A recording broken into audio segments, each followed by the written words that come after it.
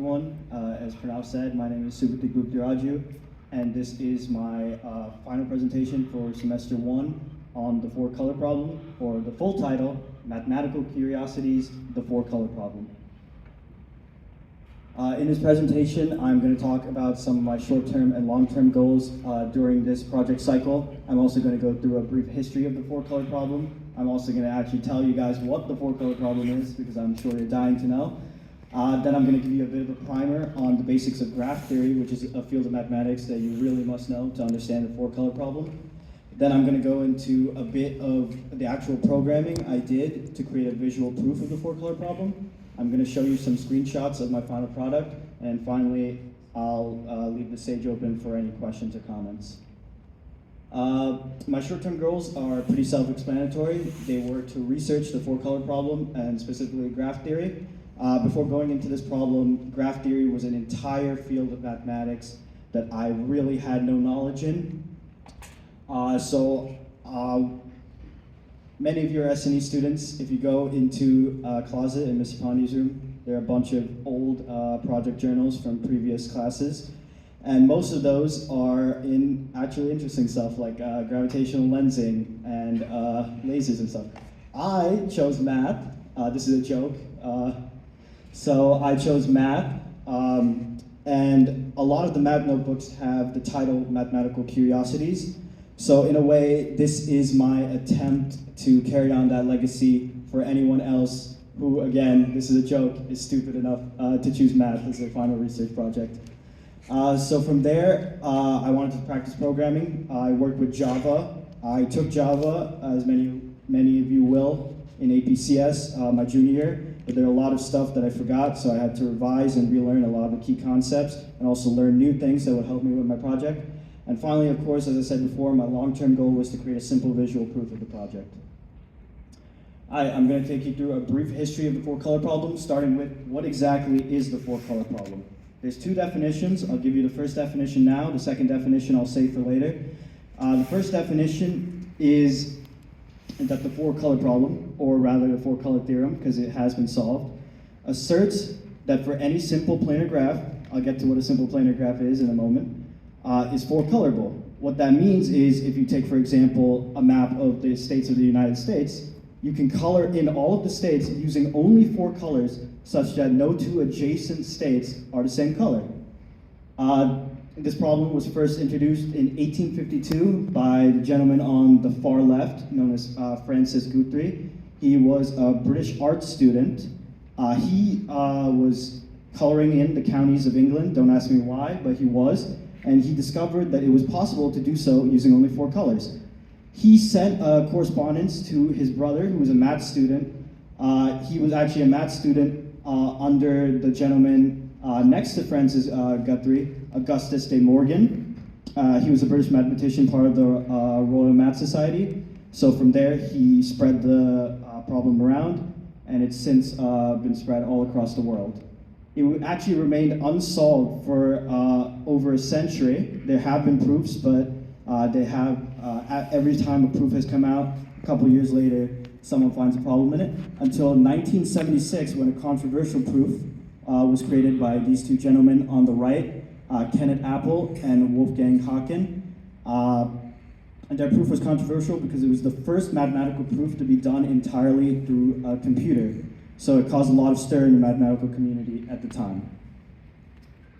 And now I'm going to give you a basic primer on the basics of graph theory.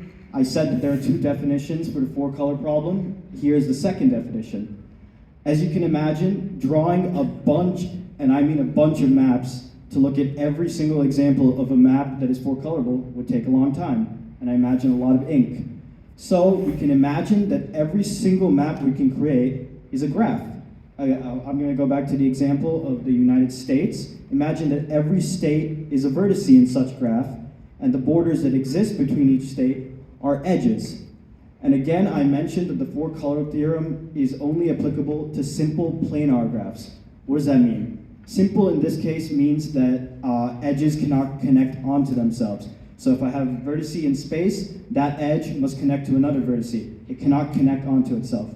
And planar meaning that it exists in a plane. The four-color theorem does not hold for higher dimensional shapes. we need to take a look at another mathematical field called topology to understand that. Well, how do we prove the four-color theorem? Well, the first thing we should do is take a look at something called the five-color theorem. And just to clear up a common misconception, the four-color theorem doesn't mean that every graph can be colored using four colors and only four colors. So I can color a graph using five colors, which is where the five-color theorem comes in. And this is a good step to understand the four-color theorem, because if we want to prove that, then we'll look at what would happen if we used an extra color. So to understand the five-color theorem, we're going to look at three mathematical methods that mathematicians use to create a proof.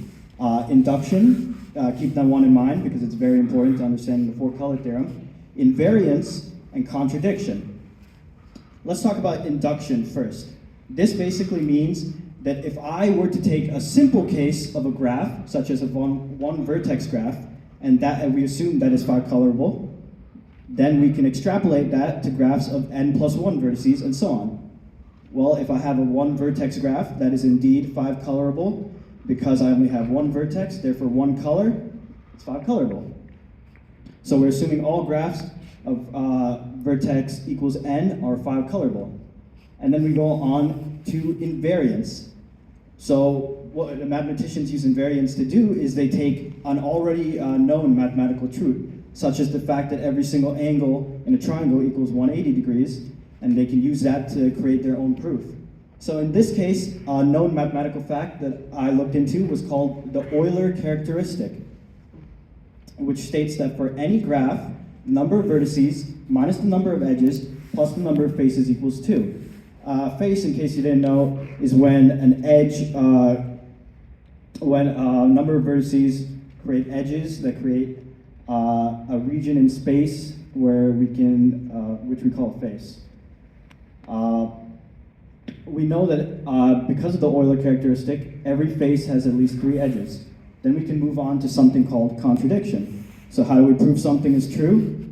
We'll prove that the opposite is not true. So we'll assume a degree of 6, and then if you take a look at this inequality down here, this equation down here, if we assume a degree of 6, this means that every edge is greater than or equal to 3 vertices. Or in other words, every edge is shared between 2 vertices.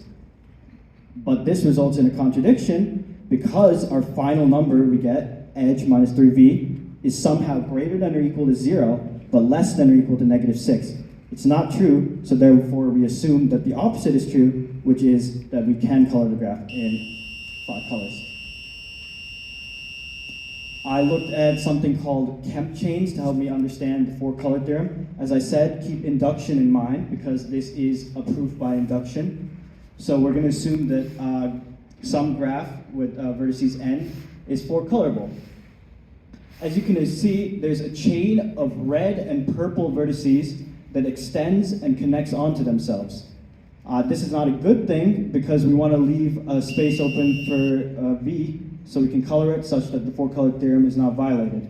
To do so, if we look at this chain and we swap any of the colors, let's say we turn all the oranges or purple and all the purples oranges, what we're essentially doing is not freeing up any space for the vertex v to be colored in using a free color.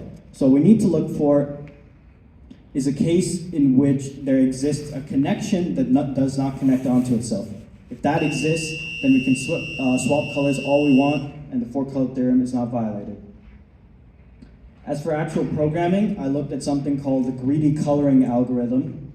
And this was the primary algorithm and also the easiest to help me program the four-color theorem. I essentially gave an order to all the vertices and an ordered list of all the colors.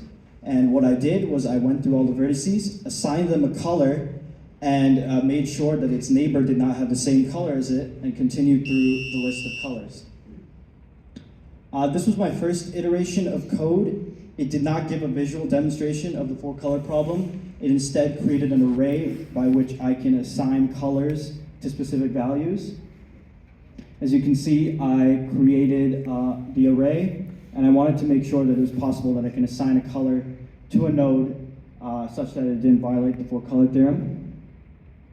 Again, this was my first iteration of code. graph display, of course, actually displays the array and is possible, again, make sure that the four-color theorem is not violated.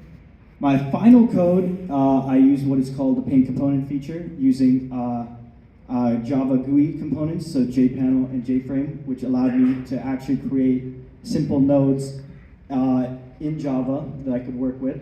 As you can see, my code here is actually creating the nodes, and then from there, I'm actually assigning values to the nodes such that I can color them, that the four-color theorem, again, is not violated.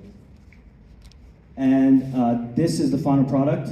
On the left is the circular representation of a map, and on the right, I can switch to rectangular. And as you can see, they're colored in using only 4 colors. No 2 adjacent regions are colored the same way. Yeah, that was my presentation. If you guys have any questions or comments, I'll take them now.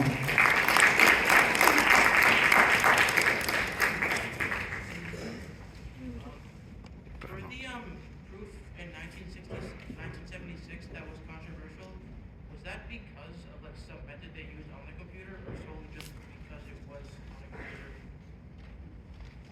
computer? You're partly right. I think there's 2 reasons to it. One was, as I said, it was the first mathematical proof done entirely through computer. So I assume that a lot of people at the time believed that doing so was essentially an attack on mathematical purity, because essentially what you're doing is you're letting the computer do the proof, not the actual mathematicians, Kenneth Apple and Wolfgang Hauken. So that there's also a bit of fear that they themselves did not understand the proof. They just programmed it to be able to prove the theorem. So again, I didn't mention this, but there were actually about 1,936 graphs that their program looked at. And of course, that's a crazy amount for any human being to look at individually. So again, there was a fear that this was essentially I assume putting mathematicians out of a job, or something to that equivalent. So with mathematical parallels, you usually have applications, usually with engineering, in real life. Can you tell us about any direct applications from mathematical parallels to engineering in real life? In other words, what are we ever going to use it for? That's a good question.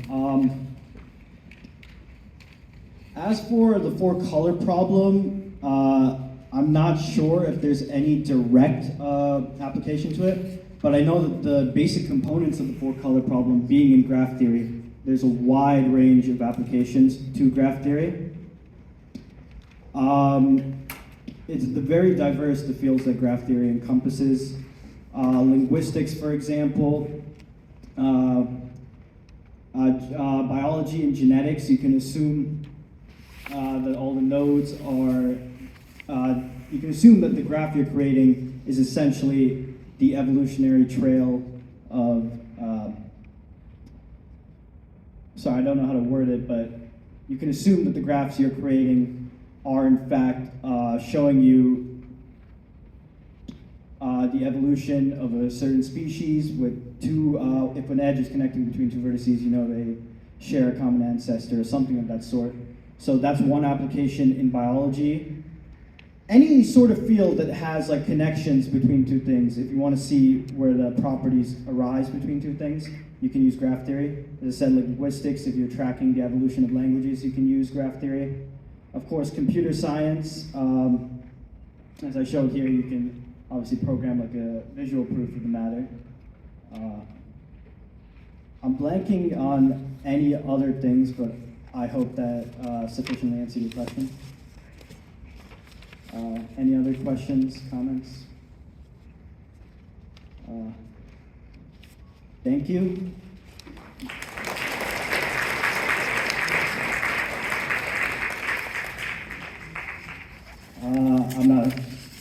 Next is Shang and David for their WIT internship.